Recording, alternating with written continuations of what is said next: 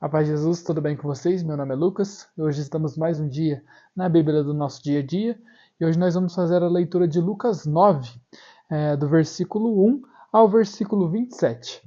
Aí no próximo vídeo a gente termina o capítulo 9, tá bom? Mas antes de tudo vamos fazer a oração do Espírito Santo para que ele possa nos conduzir e nos guiar nessa nossa leitura. Em nome do Pai, do Filho e do Espírito Santo. Amém. Vinde, Espírito Santo, enchei os corações dos vossos fiéis e acendei neles o fogo do vosso amor. Enviai o vosso Espírito e tudo será criado, e renovareis a face da terra. Oremos, ó Deus que instruíste os corações dos vossos fiéis com a luz do Espírito Santo, fazer que apreciemos retamente todas as coisas segundo um mesmo Espírito, e gozemos sempre da sua consolação, por Cristo Senhor nosso. Amém. Jesus convocou os 12 e deu-lhes poder e autoridade sobre todos os demônios e para curar doenças.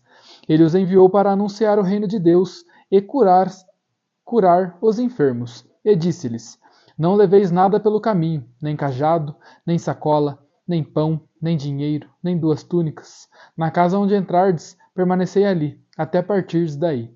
Quando aqueles que não vos acolherem, ao sairdes daquela cidade, sacudi a poeira dos vossos pés, para que sirva de testemunho contra eles. Os discípulos partiram e percorriam os povoados, anunciando a boa nova e fazendo curas por toda a parte. O rei Herodes ouviu falar de tudo o que estava acontecendo e ficou confuso, porque alguns diziam que João Batista tinha ressuscitado dos mortos. Outros diziam que Elias tinha aparecido, outros ainda que um dos antigos profetas tinha ressuscitado. Então Herodes disse: Eu mandei cortar a cabeça de João. Quem será esse homem sobre quem ouço falar estas coisas? E procurava ver Jesus. Ao voltarem, os discípulos contaram a Jesus quanto haviam feito. Ele tomou-os consigo e retirou-se, à parte, para uma cidade chamada Betsaida. Mas as multidões souberam disso e o seguiram. Jesus as acolheu e falava-lhes sobre o reino de Deus e curava todos os que precisavam. O dia já estava chegando ao fim, quando os 12 se aproximaram de Jesus e disseram: Despede a multidão para que possam ir aos povoados e sítios vizinhos procurar hospedagem e comida, pois estamos num lugar deserto. Mas ele disse: Vós mesmo dai-lhes de comer. Eles responderam: Só temos 5 pães e 2 peixes, a não ser que fôssemos comprar comida para toda essa gente. Havia mais ou menos 5.000 homens. Jesus então disse aos discípulos: Mandai o povo sentar-se em grupos de 50.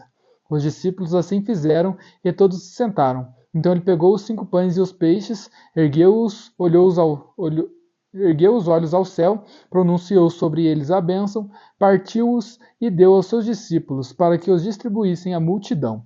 Todos comeram e se saciaram, e ainda foram recolhidos 12 cestos dos pedaços que sobraram. Jesus estava orando a sós, e os discípulos estavam com ele. Então perguntou-lhes: Quem dizem as multidões que sou? Eles responderam: Uns dizem que és João Batista, outros que és Elias, outros ainda acham que é algum dos antigos profetas ressuscitou. Mas Jesus perguntou: E vós? Quem dizeis que eu sou? Pedro respondeu: O Cristo de Deus. Mas ele advertiu-os para que não contasse isso a ninguém, e explicou: É necessário o Filho do Homem sofrer muito, e ser rejeitado pelos anciões, sumos sacerdotes e escribas, ser morto e no terceiro dia ressuscitar. Depois, Jesus começou a dizer a todos: Se alguém quer vir após a mim, renuncie a si mesmo, tome a sua cruz cada dia e siga-me. Pois quem quiser salvar sua vida, a perderá, e quem perder sua vida por causa de mim, a salvará. Com efeito, de que adianta alguém ganhar o mundo inteiro, se vier a perder-se e arruinar-se a si mesmo? Se alguém se envergonhar de mim e das minhas palavras, o Filho do Homem também se envergonhará dele quando vier na sua glória, na glória do Pai e dos santos anjos. Em verdade vos digo, alguns dos que estão aqui presentes não provarão a morte, sem antes terem visto o reino de Deus. Palavra da salvação. Glória a vós, Senhor. Dá um beijo na sua Bíblia, em sinal de respeito às palavras de Deus. Vou fazer a leitura das promessas, ordens e princípio eterno aqui para vocês. Promessa. Pois quem quiser salvar sua vida, a perderá, e quem perder sua vida por causa de mim, a salvará. Então, o nosso desejo no nosso dia a dia, sobre essa promessa que Jesus veio fazer para nós, é que nós não nos preocupemos tanto assim com a nossa vida, né? Que nós preocupemos em passar a nossa vida aqui na terra, louvando e glorificando a Deus e trazendo cada vez mais almas para Cristo Jesus, trazendo cada vez mais pessoas para a salvação, que nós percamos a nossa vida na busca de Deus, na busca que outras pessoas também encontrem esse tesouro tão grande que nós temos, que é Jesus. Que nós possamos passar toda a nossa vida rezando e pedindo a Deus para que tenha misericórdia de tantas pessoas que ainda não o seguem. Ordem: não leveis nada pelo caminho, nem cajado, nem sacola, nem pão, nem dinheiro, nem 2 túnicas. Na casa onde entrardes, permanecei ali, até partirdes daí. O que Jesus queria que os discípulos... Por que ele pediu para eles não irem com nada além da sua túnica? Por quê? Por que Jesus pediu isso para eles? Creio eu que seja para eles experienciarem a providência divina. Quando a gente confia em Deus totalmente e fazemos as suas vontades, nada nos falta. Quando nós confiamos em Deus e fazemos aquilo que Ele nos pede, do jeito que Ele pediu, nada irá nos faltar, nem o alimento. Eles não levaram dinheiro, não levaram alimento, não levaram nada. E mesmo assim, passaram todos os dias abrigados em casas, com certeza tiveram as suas dificuldades, mas não passaram fome. Comeram, conseguiram lugares para se alojar. Então, realmente, que nós possamos confiar nessa providência divina. Muitas das vezes a gente tem uma falha na nossa confiança, mas que nós possamos, assim como os discípulos confiaram, e foram somente com a sua túnica, que nós possamos confiar em Deus, assim como eles confiaram.